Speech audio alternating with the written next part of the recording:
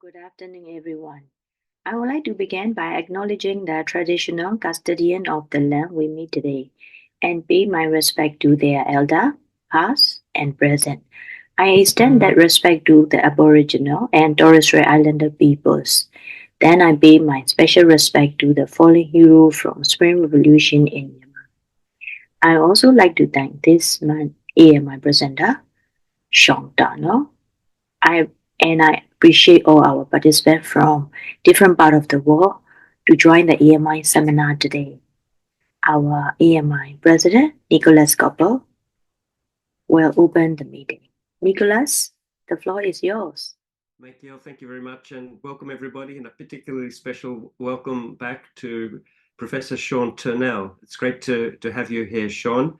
The topic of today's talk is Sean's latest book, Best Laid Plans, The Inside Story of Reform in Aung San Suu Kyi's Myanmar. But before we kick off in the questions, for those who don't know Sean, and it's hard to believe that there is no one out there who hasn't heard of Sean or indeed hasn't met him. But let me introduce Sean as our special guest tonight. Dr. Turnell is a senior fellow in the Southeast Asia program at the Lowy Institute. He has been a senior economic analyst at the Reserve Bank of Australia, a policy advisor to the International Monetary Fund and the World Bank, and is also a professor of economics at Macquarie University. But perhaps most importantly, and very relevant to this topic and to this book that he has just written, from 2016 to 2021, he served as the senior economic advisor to Myanmar's democratic government led by Aung San Suu Kyi. So, Sean, welcome to today's webinar and to the Australian Myanmar Institute. Thank you very much, Nicholas, for those very kind remarks and introduction. And thank you, May, for putting all this together. Now, I just want to put out an apology in advance if some technical things happen while I'm giving this presentation. It's because I'm very out of practice with such things. So if you'll forgive me in advance for anything that goes wrong. Well, as Nicholas said, now I think, Nicholas, I'll go through the book in broad outline, right? And then put to questions. Is that how you like to do it? I think that would be terrific. Yeah, excellent. And then after that, we'll also open it up to questions from people who have logged in and might have particular questions for you, and I'll moderate. Excellent, thanks, Nicholas. So what I'll do in a moment, I'll just share the slides, and essentially what the slides are an overview of the book, broken up into the 6 chapters of the little book. So and I'll just give a broad outline. I guess what I most want to get across is what was the motivation, what was going on in the background behind the economic reforms of that period. And I suppose in doing that, I'll be talking quite a bit actually about the motivation for all the measures that followed. So, so what I've got in this slide, and I should say too, I've got some pictures there, in case my presentation becomes just all too boring and tedious. There'll be some nice photographs for people to have a look at, and just how lovely Myanmar is, which of course, just adds to the poignancy of the terrible things that are taking place now. So what I've got here are just the 6 chapters of the book, and I'm just going to go through those six chapters in turn, beginning with the best laid plans itself. Now, people will note that I've got the full quote from Robbie Burns in the book, just to indicate, of course, that when I'm saying best laid plans, I don't actually mean necessarily that they were the best laid plans, but just simply that best laid plans can go wrong. That's essentially the point. Now, the reason why I stress that is one reviewer of the book took it at face value and upbraided me for declaring that these plans were the best. When, I wasn't claiming that at all. Anyway, so I'm sure everyone here will get that point. So I'll give it just a broad outline then of of the plans and the background to that, then have a look under the heading of taming dragons into the banking sector, then have a look at the finance non-banking sector, then have a look at where we were in about 2020 and immediately before COVID, then have a look at COVID and the extraordinary damage that caused right at the end of the NLD government, and then, of course, move on just to have a look at the coup. Okay, so starting with the best laid plans, what I guess the point I wanted to make here is that the vision of the economic reformers, and in the book, of course, I talk about who those reformers were and make a very important point that it wasn't me. It was very much my Myanmar colleagues, and I name some of them who were the most influential. But that these people took on the task of economic reform fully informed. This was not some sort of naive or, amateur outfit at all, but had actually scoured the best that was written on economics. And I don't mean just in terms of theory, but in practice around the region, what caused the growth of the Asian tigers and so on, but also the very latest thinking in economic development. And I make a little joke actually in that first chapter by citing a particular book that was very influential with us at the time called Why Nations Fail by Darren Acemoglu and James Robinson. And the joke I make in the book was that foreign visitors to Aung San Suu Kyi would keep giving her a copy of the book. And after she got her 7th copy of the book, she turned to me and said, "Sean, I don't know why people keep giving me this book. I don't know why they keep thinking that I should know why nations fail. I want to know how nations succeed." Which, of course, the book is actually about why nations succeed. But the other, I guess, really relevant point that I wanted to mention now, so that book was influential. And of course, the authors have just won 2 weeks ago the Nobel Prize in Economics. So Acemoglu and Robinson are now very much the talk of the town in economics. But their ideas were very, very similar to the ideas of Myanmar's economic reformers. So very strong focus on democracy, rule of law, property rights, or as Acemoglu and Robinson always call it, a focus on the inclusive state rather than the extractive state.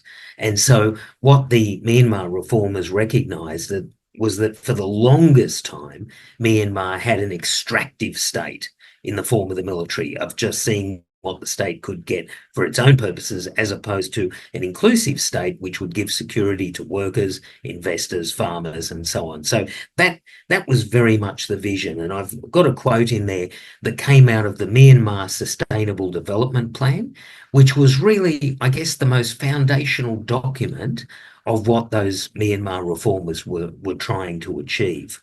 There were some updates to that document as well, which I'll talk about as we go along. But for if people want to look at the document, it's still available in various places online, notwithstanding some of the efforts of the current regime to try and expunge its memory.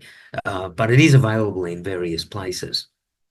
Now, I should just say, given that effort to expunge the MSDP, as we called it, and also the contribution of Myanmar's reformers, that was a very strong motivation for me writing this little book. So, if one was interested, why did I do it? Part of it was really just to put on the record what had taken place. And again, it's not just the MSDP, but many other documents, many other programs have been removed from websites. And of course, the regime is not particularly interested in the story being known anyway. So part of it is just to get the story across, but it's also very much to pay tribute to my Burmese colleagues and the efforts that they undertook. Here in Asia, we're used to the celebration of the so-called Berkeley Mafia, in transforming Indonesia. And I guess, again, my motivation is to really locate the Burmese economic reformers in that tradition. And certainly, as I mentioned earlier, to disavow that it was a foreign project. It wasn't at all a foreign project, very much a local one. Okay, now there was a number of foundational matters to it. I think the emphasis on democracy is one aspect.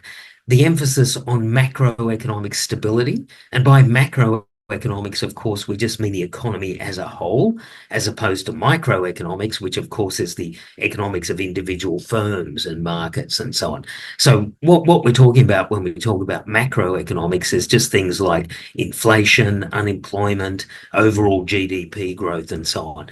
And so what the reformers were, I guess priority number one was to stabilize the macroeconomy, because for the longest time, Myanmar's macroeconomy had been greatly distorted by excessive military spending, which meant that the government, via the central bank, essentially just printed money in vast quantities. And that caused excessive inflation and a collapsing exchange rate and all sorts of other distortions. So the first thing they wanted to do was to remove what was sometimes called the original sin of macroeconomic policy making, which is money printing to finance government spending. So they wanted to run a tight ship, but at the same time, they knew that they needed to increase expenditure for infrastructure, health, education, things like that. So how to fund it?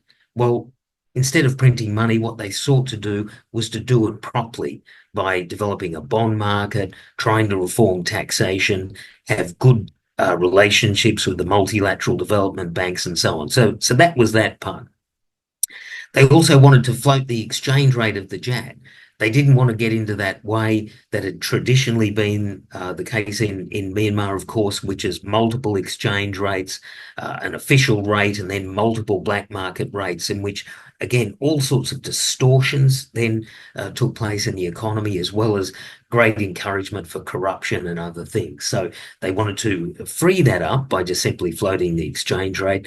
For the economists listening to me, of course, you'll know that that also imposes monetary discipline and things like that as well. A big question they had right at the beginning was whether to make the Central Bank of Myanmar independent or not. In other words, give it responsibility for price and exchange rate stability, and have that independent of government. But there we ran into the first of the very practical problems in Myanmar, because just before the Thein Sein government left office, they reappointed a central bank governor for a term that went deep into the NLD government period. So we had a problem, because to give the central bank independence, this was to a central bank that was itself as yet unreformed, right at the very top, most certainly, but even at subsequent layers as well. So this was a first moment of, in a sense, reality coming back at us, because we wanted to give the central bank independence. All the economics is quite clear about this, that a central bank that's independent is the best tool you've got for monetary stability. But a little bit like Saint Augustine, we wanted good policy, but and we wanted an independent central bank, but we couldn't have it now. We need to wait a bit. So that became a bit of a problem that was there right throughout the first term of the NLD government. Actually, was about what to do about the central bank, but we'll come back to that a little while later as well. And then just in terms of overall framework and understanding, we needed to attract foreign investment.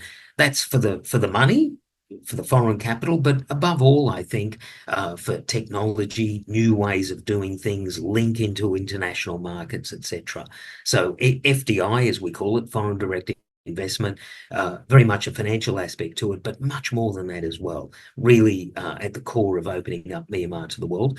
But we didn't want to do it by essentially playing favourites and things like special economic zones and so on. There was a bit of that, but above all, what we tried to do is to give a level playing field, to make that, as with local investors, to feel that they could securely invest significant amounts of money, conduct long-term investment, and those investments would be safe from expropriation and things like that. So we wanted, in a sense, I guess, to get across the message that Myanmar was an investable country.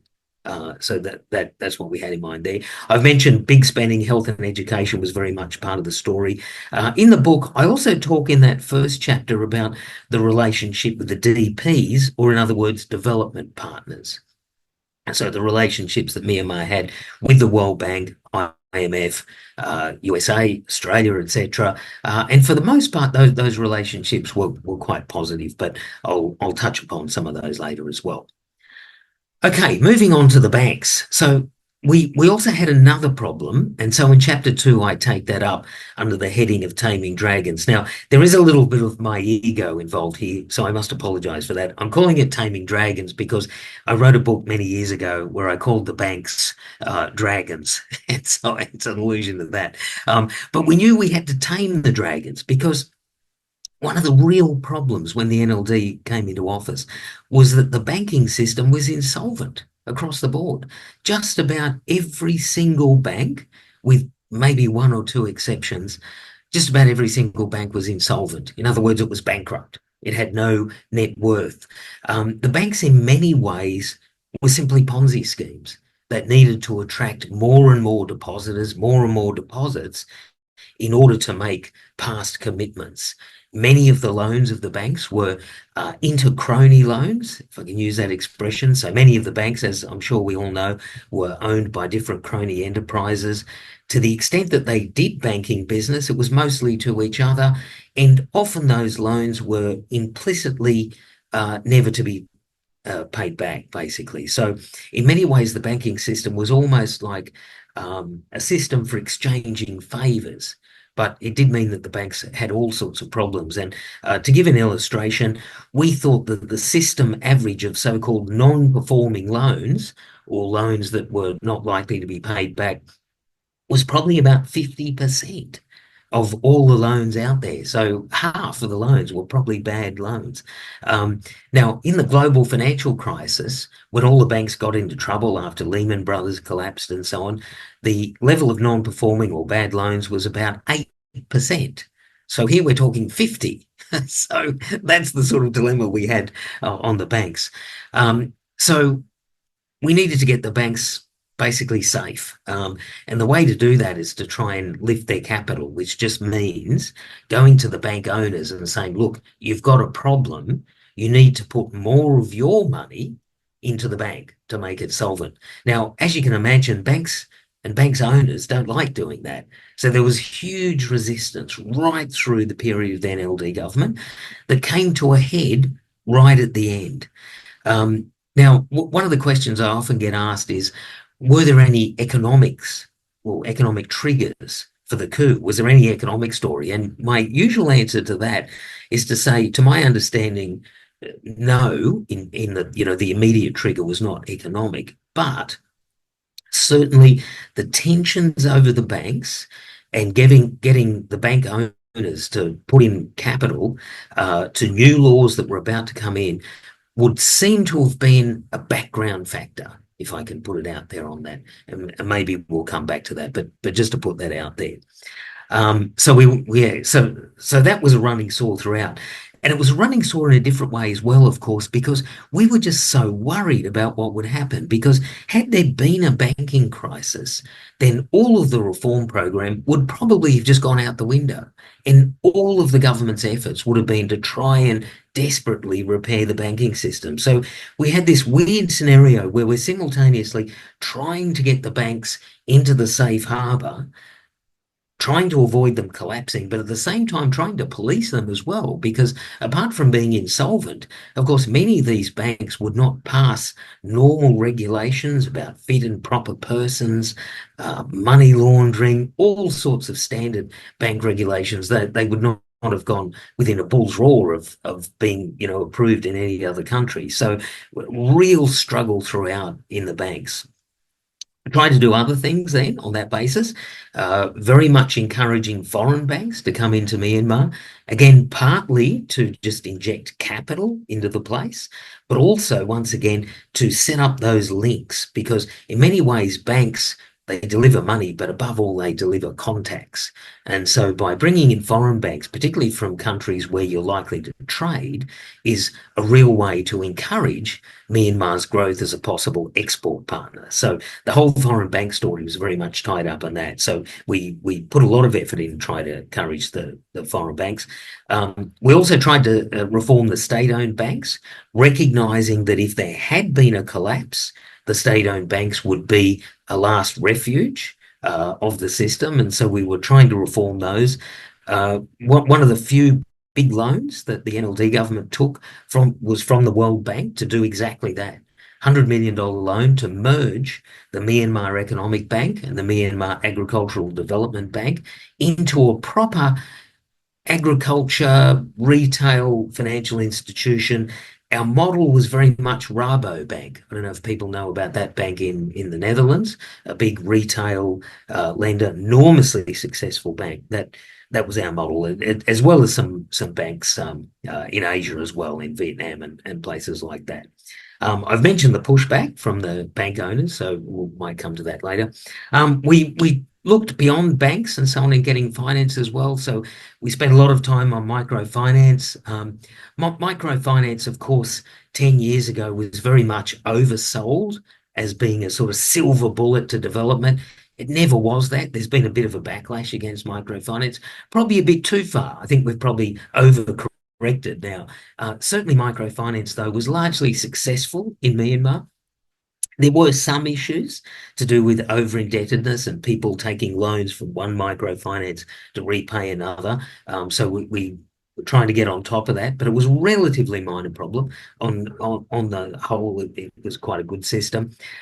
Spent a lot of effort on the whole mobile money story, looking at the incredible success of M-Pesa in Africa, but also the story of WeChat Pay and Alipay and so on in China as well. So the whole mobile money story was a good one in Myanmar, and of course very much stimulated by the work of Brad Jones with Wave Pay, which was connected to Yoma Bank and so on, enormously successful. So very much a real success, that story, which was undone later when the military took over. But yeah, good outcome, that one. We then wanted to extend into those sort of more nation building things that I mentioned earlier, needed to establish a bond market. That is, government selling long-term debt to finance long-term spending in infrastructure, health, education, and so on. Myanmar never really had a functioning bond market, so we wanted to create that, have what are called competitive yields to fund the government, so we didn't need money printing. Just before the coup, we were just about to launch a 10-year bond, which we hoped would establish what is called a yield curve, or in other words, just a system of foundational prices through which then companies could issue their own long-term debt, and they could benchmark against the government debt and so on. So in other words, we're just trying to lay the foundations of capital formation in Myanmar and how to get that long-term investment. Big reforms in the insurance sector as well. Myanmar is a highly risky place. You want insurance companies, but insurance companies are also big buyers of government bonds. So we spent a lot of time on insurance. Again, quite successful. Less successful was to try and get the Yangon Stock Exchange functioning. We tried to create what's called a second board to allow small companies to access capital. Very much a work in progress on that one, even up to the coup. So we get up to about 2020 and things are going okay. Growth is well above 5%, and reasonably happy, but we were obviously wanting to grow a little bit faster. We really needed to grow a bit faster. A lot of problems, though, of course, by 2020 really becoming apparent. The biggest single problem we had, of course, was not an economic problem, but the atrocities taking place in Rakhine State. So the genocide against the Rohingya obviously did enormous damage to the NLD government. Of course, it's a tragedy for the people involved first and foremost, but a terrible tragedy for the government itself and its reform program.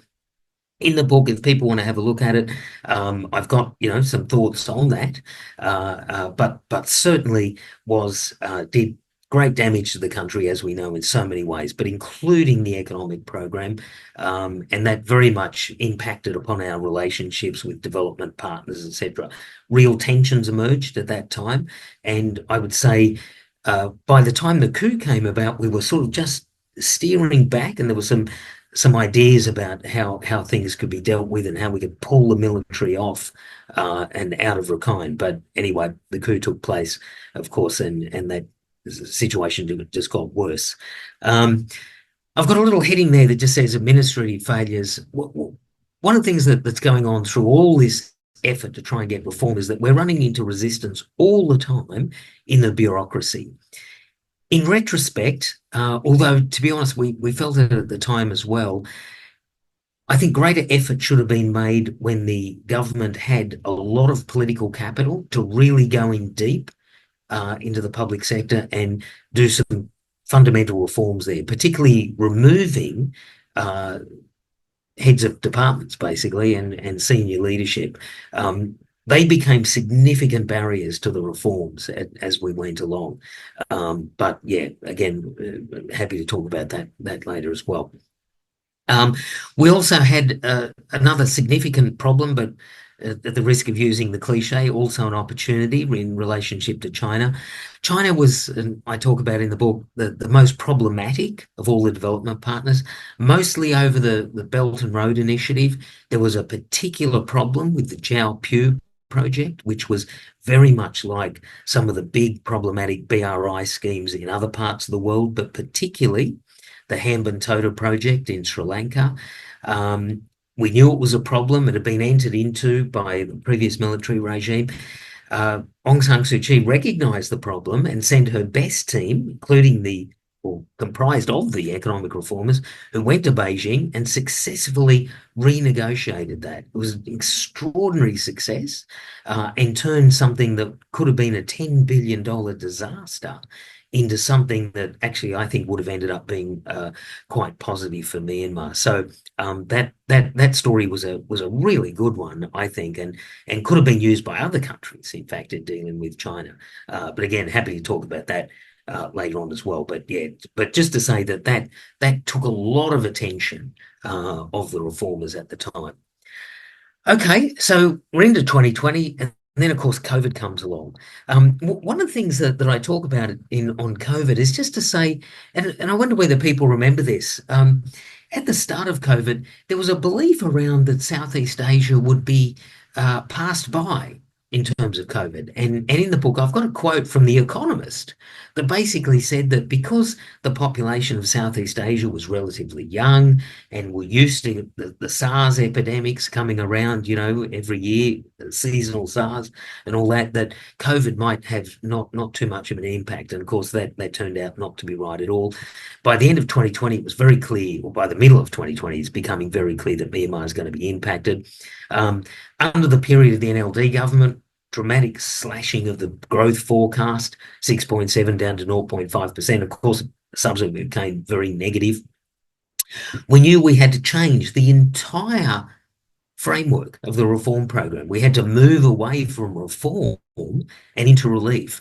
So a huge 180-degree turn almost of the government into a program of much greater spending on relief, health expenditure, things like that, cash transfers, all sorts of social spending, and away from all those things that I mentioned earlier, the long-term infrastructure, all that, just a dramatic shift around local employment programs, etc. So very much short-term focus, consumption, recognising that people had lost substantial incomes. Of course, tourism had gone. We know the whole story. Also, of course, COVID meant we had to change the entire relationship with the development partners. Instead of long-term loans from the World Bank and IMF to, restructure the financial sector and all that, it again had to be short-term, immediate, for immediate consumption, immediate health expenditure, etc. So dramatic reform of everything that the reformers were about. By the time the end of 2020 comes about, the reformers really set to work on coming up with a new plan, which was to recognise this massive course correction, but also how to tack back to the reform program. And so they came up with something called the Myanmar Economic Resilience and Reform Plan, or MERRP, and I talk about that a little bit in the book. But that in a sense was a recognition that some of the COVID expenditure needed to continue, but we needed to get back on track at some point, getting back to that longer term story. So I spend a little bit of time on that, but just to say that, COVID really had an impact. Then, of course, we get the coup. So we're at the end of 2020, into 2021. Coup takes place, of course, as we all know, in February. the first indication, I guess, of the catastrophic turn of Myanmar from that point, of course, is just how the regime just mishandled COVID. And I don't really go into too much detail in the book. One of the main reasons, of course, was that I was not a witness to that. By that time, I was locked away. So I sort of had vague ideas of what was going on and of course, caught COVID myself. But it became very clear that the regime had mishandled that. What also became very clear, and of course we know now, is that many of the reforms were reversed and they were reversed on purpose. And I guess what I really just talk about on this slide is just to say that all those measures of reform, which is about decentralisation, lifting state control, prudence in fiscal policy, spending, things like that, well, that is not what the military regime is about, of course, because what they're trying to do is centralise things very much in the state, and particularly when there's resistance, they need all the finances they can get to wage their war. So we see this entire shift, if you like, away from a decentralising, liberalising, reforming economy into a centralising economy, into which all of those elements of a military economy that have been there for decades come roaring back. And that's basically, the framework that we have at the moment. And then if we look at the results, we get exactly the results as expected, which is that if we just about every single metric of economic performance has substantially gone into negative. The most obvious one, I suppose, is just the trend GDP story. And these numbers are the World Bank's, not mine, I hasten to add. So the World Bank's very conservative projection of where Myanmar would be with its growth projection, but again, very, very conservative, would suggest that Myanmar's current GDP is about half what it would have been with, as I say, very conservative projections. Poverty, number of people under the poverty line up 100% from where it was pre-COVID. The JAT is now down 80% of its value just before the coup. Inflation is running at 30% per annum, but that understates things because, of course, many goods are no longer available for JAT expenditure at almost any level.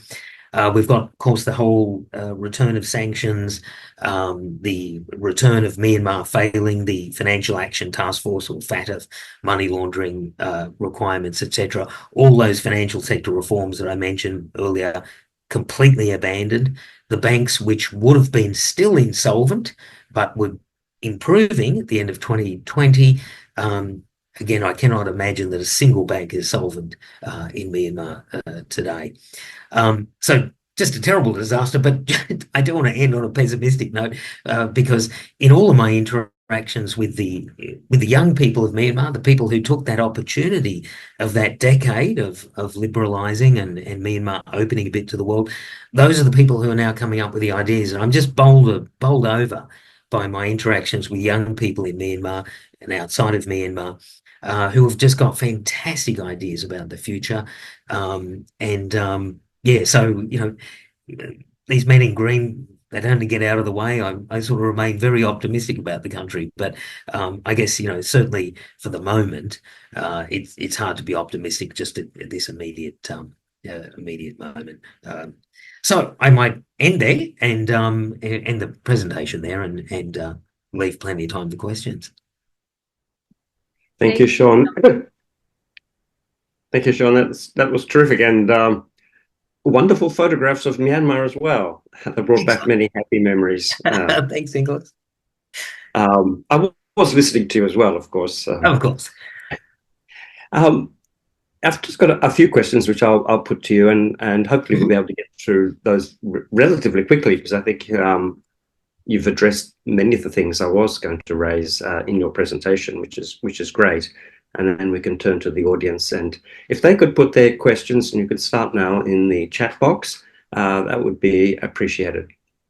But Sean, you began with the title of your book, Best Laid Plans, and you referenced the poet Robbie Burns, and he's known, of course, also as a poet of democracy, and indeed, the first publicly raised statue in Canberra is one to Robbie Burns, going back to the 1930s. Wow. But and you've mentioned the reason for that title in your book, but I was wondering, is Robbie Burns one of the favourite poets of the lady? Ooh. And Now, was that on your mind in wow. thinking of this as a title for your book? Nicholas, that is a wonderful question, which I must be very honest and say that I don't know. We did have lots of discussions of literary figures, but Robbie Burns didn't come up. I'm sad to say. It wouldn't surprise me if he was a favourite, but I don't know. Okay. Anyway, let's get to the substance of your book. I mean, most of it, the core of your book is, of course, on the economic and financial sector, both the traditional and the formal banking sector, as well as newer microfinance and mobile money platforms. You note that these were only some of the National League for Democracy government's achievements, with over 100 significant reforms and regulatory changes. All this terrific work, all this good and necessary work that was accomplished in these areas, as you know, has now been lost.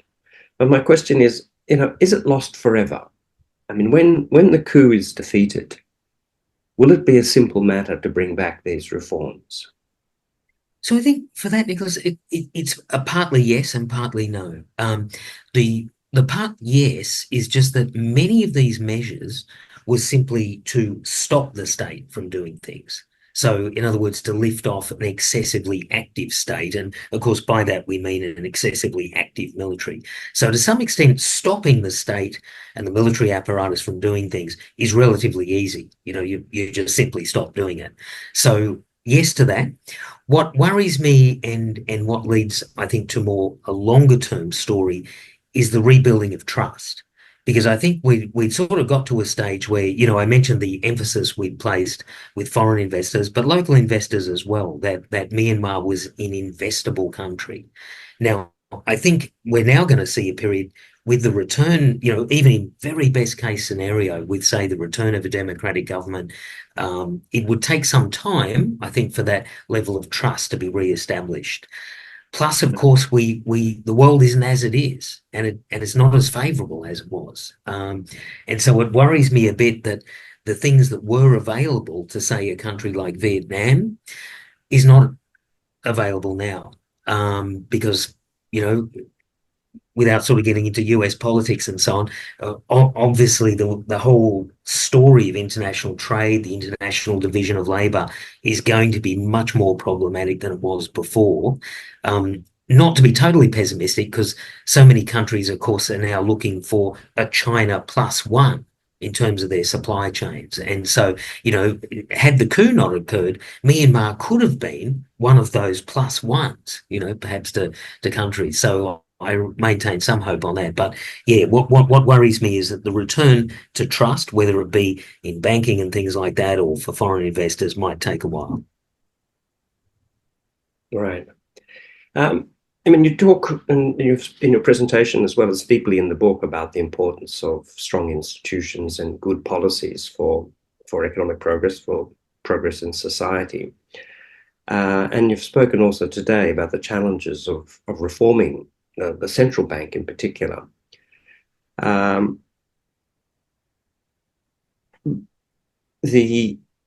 Can you tell us also, and I understand how the challenge of reforming the central bank, when you've given it independence, you can't very well then turn around and sack the head of the central bank when you're not happy with his performance.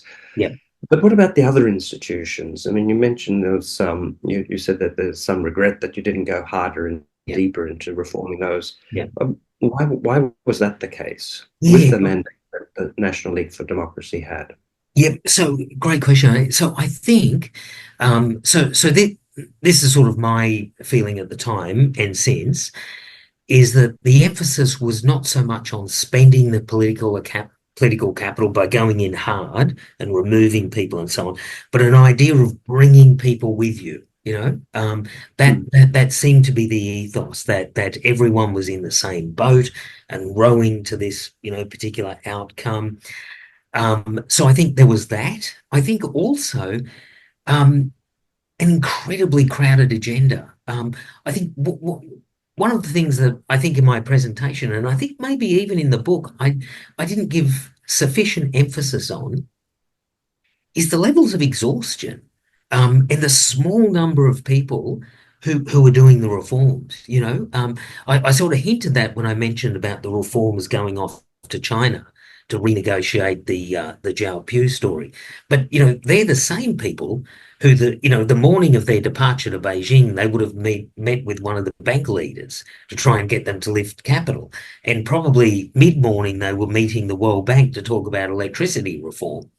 And and then while boarding the plane, on the phone to the taxation office to try and see how progress was being made with land tax, or so I think part of it was that as well, and it meant then that sort of older, sort of rusted on elements in various departments could often find it quite easy just to block things. And of course, I haven't really mentioned it, but implicit, I guess, in all of this was immense corruption in some of these departments. And so people had a vested interest at pushing back on the reforms as well, because, when you lift rules off, when you're liberalizing, you're simultaneously reducing opportunities for corruption. So, so there's a lot of people with a lot of vested interests into resisting the reforms. And I guess the reason why I brought that up as well, because just to highlight, apart from the central bank, I remember this being especially a problem in taxation and in the electricity area. Both areas there where corruption was exceedingly difficult. On the Belt and Road Initiative and those renegotiations, which were successful, I mean, many people would have said at the time, and indeed would say today, that that this couldn't have been done. I mean, China is big and powerful. Myanmar didn't have many options, and indeed, people still say that about China, about Myanmar. So how did this unexpected and astonishing, and they're the words you used in the book, result come about? Does Myanmar have actually more agency than we give it credit for? Yeah, I think so. And I think China is not quite, I think it cared about the relationship at the time, and so I think when there was genuine pushback on it, I should say too that there was also things going on in China which was informing things as well, because when that deal was first done, China was facing real insecurity when it came to energy and electricity. And of course, the whole Zhao Pew story and the pipelines and so on was only one element in a whole of Chinese state operation to source energy from as many places as they could get it. And of course, that then ended up being enormously successful. And so the actual value, I think, of Myanmar as an energy supplier went down as well. So I think the cost to China of actually making the project a much smaller one had shrunk as well. And I think it had shrunk to the point probably where there was an equilibrium. It wanted a reasonable relationship with Myanmar, and it was willing to bargain down. But I do wonder whether sometimes, this might be my fantasy, but the idea that Myanmar, sort of suggested to other countries, you can say no sometimes, and they might just accept a no. Great. This is my final question before I'll open it up. I mean, you kind of acknowledge in the book that your position as economic advisor to Aung San Suu Kyi was a product of the Australian aid program. But I'm wondering, how well known was this at the time? We certainly didn't advertise this fact. Yes. And in particular, was there a military awareness of it? And did this feature in the interrogations which you were subjected to during your period of incarceration? So it's a really interesting question, Nicholas, and particularly talking to you about it. So I think it was almost one of those don't ask, no, what is it? Not don't ask, don't tell. One of those things that wasn't secret, but it wasn't public either. But certainly for the military, it was something that they could very easily paint as something sinister. And it did come up in the interrogation very much. But in a funny way, Australia was never fingered as being the source of this interference. I regret to say. So I was always accused of working for MI6 when I wasn't being accused of working for George Soros. So it was either one of those two. But subsequent to my release, one of the I'm not sure why I did this, but I went. I was told about some videos that have been made on YouTube where a particular American based in Thailand, I think, and a conspiracy theory guy had actually spread all sorts of stories that no, in fact, I really did work for ASIS, MI6, CIA, George Soros, all at once, apparently. So there, I think that idea is sort of, yeah, it wasn't only the Burmese military that had that particular notion. Great. And I'll just go through the questions now that have come in from our audience. Curtis Hoffman asks, in Taming Dragons, what kind of support or pushback did you receive from the Thai Ministry of Finance? Oh, from Thailand? That's the question, yes. Oh, okay. No, none at all to my knowledge. We were actually we were in conversations with a couple of Thai banks to come in, particularly a bank called Kaisakorn. Actually, I'm not sure if I'm pronouncing that correctly. Kaisakorn Bank, which was a famous in Thailand for some of the work that it did in small to medium enterprise lending and so on. But no, I don't recall any issues of that at the time of pushback from Thailand. Of course, I'm aware of things since, so I'm not sure whether that question might come from some of the recent revelations about the role of Thai banks. But at the time, yeah, I don't recall any pushback from them.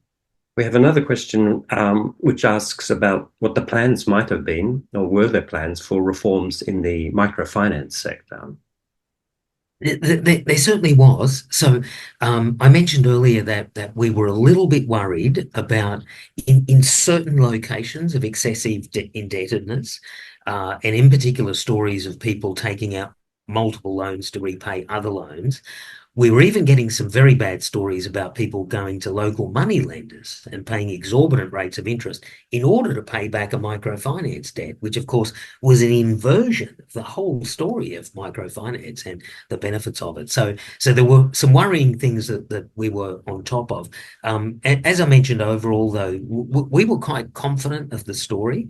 And again, right at the very end of the NLD government, we just negotiated with the largest wholesale supplier of microfinance funds in the US, a great big charity in the US, for an injection of about $100 million into rural microfinance in Myanmar, which would have been a transformative thing because that was $100 million of capital, which leveraged up would have had significant impact on rural lending. So we were really excited about microfinance.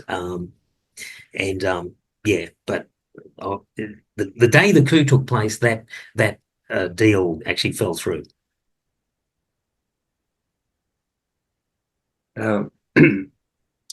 Sean, there's a question for you about China's involvement in Myanmar's banking sector, and also from involvement in the Wa region. Mm-hmm. It's an open question, right? If you'd like to talk about the role of China in the banking sector. So we had some problems there, centralized in a bank called, and again, many people here will know the institution immediately, called Asia Yangon Bank, which was associated with all sorts of elements around in the Wa areas and so on. So we had a particular problem with that bank. Other than that, though, the Chinese banks were, towards the end of the NLD government, a couple of Chinese banks have been given foreign banking licenses. That was mostly trade sort of activities at that time. We were also a little bit engaged with the Chinese banks over some of the development assistance area. And we did have some problems there, though, because some of the lending that was being touted as development assistance was actually being made at commercial interest rates through some of China's commercial banks. So, there were some tense negotiations over that actually, and various projects around where we had to push back on and to say, look, okay, the project itself looks fine, but the financing is really problematic. So there were some elements along those lines. The questions are streaming in, so I'm going to be a little bit abrupt in just asking them directly to you without much introduction, Sean, and apologies if it's putting a lot of pressure onto you. A question about ASEAN. Did ASEAN have a role in the reforms that you've talked about, and does it have a role today in ending the military's control of the economy? So ASEAN's role was a little bit disappointing. Disappointing in the sense that there was very little material support for the reforms, which was a little bit surprising. That we got most of the support from ASEAN from Singapore, and in particular some public sector reform, which was really good, and good relationships more broadly with Singapore. With the rest, not so much. And in fact, probably the biggest thing that ASEAN offered were examples. And I've mentioned Vietnam already in this context. So, so to some extent, ASEAN was an example of what could be done. But in terms of practical assistance, it was quite limited. Right. A question about all the extraction of wealth that's taken place by the generals, all the funds stolen by them. Do you think they will ever be recovered? And what will justice look like for Myanmar? Gosh, a great question, of course. I mean, I can only imagine just to give one example, the way that the SAC regime has brought in the fixed exchange rate and multiple exchange rate has again opened up that element of extracting foreign exchange. And so even as they've destroyed value in the JAT, what they've effectively done is to distort the whole monetary economy towards essentially access to foreign exchange again means everything. And the people who have access to foreign exchange are the generals. So, and people connected to them. So it's sad to say that sort of extraction is very much the economy now, and it's quite deliberate in the sense that the military needs this foreign exchange to buy the munitions, to buy the, air delivered munitions and all the rest of it. But there's a lot of lining of pockets going on as well. I think the international community has a strong role here in chasing this stuff down, making sure that their own financial systems resist bad actors coming in from Myanmar wanting to launder money. It's not just about sanctions, it's about the rest of the world using their anti-money laundering laws in the way that they're meant to be used to keep some of this dirty money out. But so I do think the international community's got a big responsibility here. But I worry a lot about the theft that's taking place, and therefore, justice later on. Obviously, some of these people are going to get away with it. Well, continuing on that theme of sanctions, the next question is about Western financial sanctions. And did the West take the right approach in the pre-coup period? And is it taking the right approach on sanctions now? Well, I think in the pre-coup period, if what's meant by that is the lifting of sanctions, I think that was the right thing at the time. Even though at the time, and one of the things I talk about in the book a bit, in talking about the terrible situation in Rakhine and so on, was that we were actually trying to use sanctions, actually in a sort of very, very awkward and difficult thing to try and use sanctions against the military, even as we're trying to lift sanctions in other ways. So things became quite complex over that particular issue. But in general, I think assisting Myanmar in opening up to the rest of the world was the right thing. Subsequent to that, I think, my personal belief is that strong financial sanctions, because I think that is the weak point of the regime, and it is the thing that they desperately need is foreign exchange. So the financial sanctions, particularly linked in with things like Magnitsky, sanctions. I think, and I think the Magnitsky sanctions are the things that are underdone at the moment, because we've got all sorts of stories about individuals who are profiting from the situation, and some of those individuals are accessing the international financial system at the moment. So I think, even as we go out sanctioning the Myanmar Investment and Commercial Bank, the Foreign Trade Bank and all that, I think we need to extend those to the Myanmar Economic Bank, but we also need to use the Magnitsky individual sanctions as well. And I think the upside of those, of course, is that there's almost zero so-called collateral damage from that, extremely targeted. And most countries have Magnitsky type sanctions on their books. So I think that's very much the way to go. Right.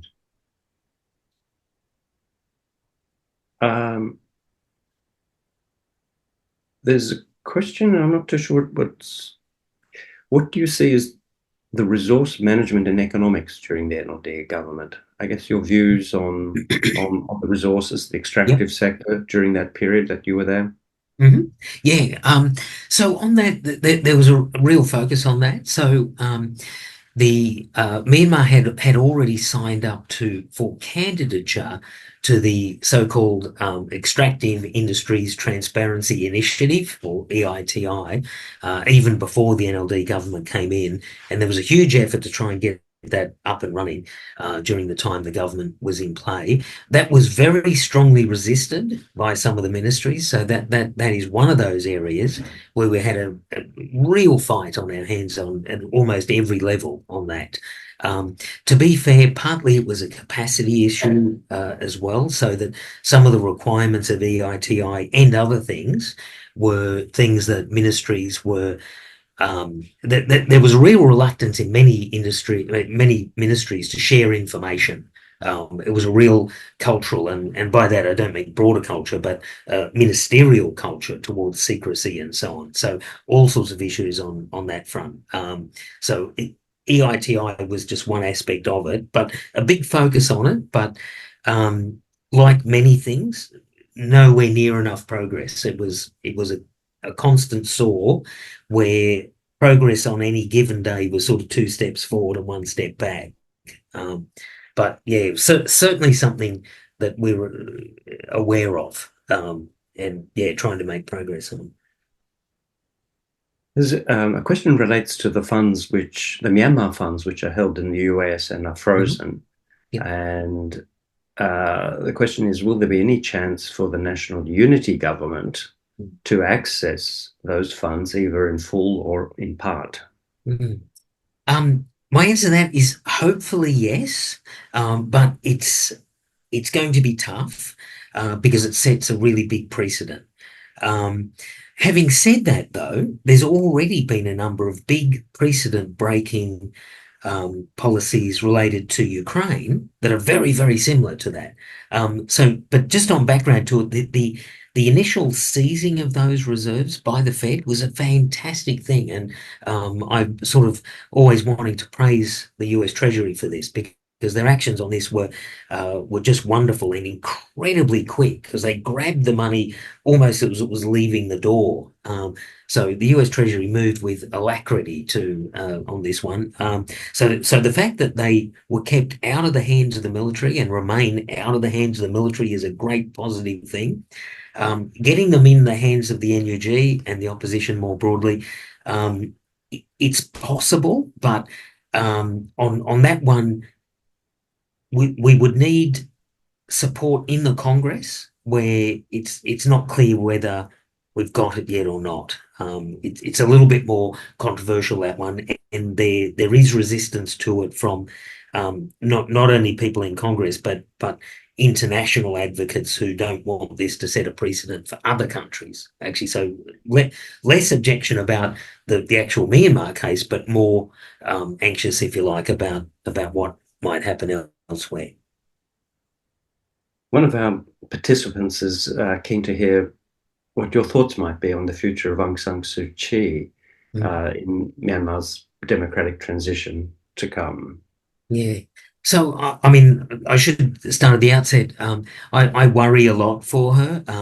The whole time that I was with her in the prison, and you know, I saw her every week for an entire year, and we had plenty of time, unsurprisingly, to talk about all sorts of things. And she was incredibly strong and kind and compassionate and all the things, you know, all the virtues that we had associated with her. Um, but I'm terribly worried about it because it's very difficult to get proper information about her. But the best information we have is that she's not well. Certainly, she's not held in conditions that are conducive, I think, to anyone's health, let alone someone of her age and so on. So I worry awfully about her. In terms of like any future political role, I mean, it's my, you know, just personal belief that if change was to happen soon, she would have a very strong role in that immediate period, you know, because her flame in Myanmar, if you like, I think is undiminished, even though, of course, internationally things are more problematic. But within Myanmar itself, I think she remains the person, you know, very much a unifying figure, the person who can sort of stitch things together, and then, you know, a new generation, one would imagine, would then come in and take over. But I think she would remain an integral figure. So yeah, I guess for me personally, just all the more reason to bring on the change as quickly as possible. Sean, thank you very much. We're getting indeed a little bit past our closing time, and but I'd like to thank you for that. You know, much has been written about Aung San Suu Kyi, about Myanmar and China, about Myanmar and the Rohingya, but very little about Myanmar and its economic reform program. And your book addresses those issues, and they're very important ones because they get to the very capacity of a government to deliver health, education, and other services to its people. So, I mean, you started by saying your hope is not too dry, and you've got those colourful pictures to accompany your slides. But really, just to emphasize that it's the central thing. I mean, if the country is not prospering, the ability of the government to deliver all the other services which the people are calling for is constrained. So your book focuses very much on the core of what really is important. And so I'd like to thank you for writing the book. It's a very welcome edition. As I said, a lot of books have been written about Myanmar on other topics, but on this one, yours stands out as and fills that gap. Can you let people know, those who don't, how they could obtain a copy of your Oh, book? certainly. I mean, some people will be overseas in different Yep. countries. Yep. So it's published by Penguin, but in association with the Lowy Institute, where I have a sort of part-time role. So it can be ordered direct from the Lowy Institute. For people in Australia, it's in most good bookstores, as well as, you know, lots of bad ones, no doubt as well. But it should be widely available. For some reason, I've noticed that the Lowy publications, that there's often a bit of a delay in going into things like the news agents in the airports. So I noticed that they've still got the previous little Lowy book there, but it should be in all those sort of airport bookstores and all that as well. But it's also available on Amazon, and it's also a Kindle edition as well. So hopefully people can access to it. But people can certainly write to me as well, and I can point the right direction as well. Thank you, Great. Sean. And Thank you. before we finally close off, I just mentioned that we have, of course, another webinar coming up next month. That's going to be on Monday, the 25th. And we have three speakers who are going to talk about innovative and diverse fundraising activities that are taking place in Australia to support the resistance and people in Myanmar today. And I think that's going to be of great interest to a lot of us who, you know, sometimes feel frustrated seeing all the terrible things that are happening and wonder, you know, what can we do? How can we help? And in this webinar, we'll talk about what is happening by three of these groups here in Australia. So, Sean, once again, on behalf of everybody in the Australian Myanmar Institute, thank you very much for an incredible presentation today and for answering all those questions so quickly and so authoritatively on the spot. And thank you, everybody, for joining us, and look forward to seeing you next month. Thank you, Thanks, Nicholas. everybody. Thanks, everyone. Bye-bye. Thank you. Thank you, Sean. Thank you.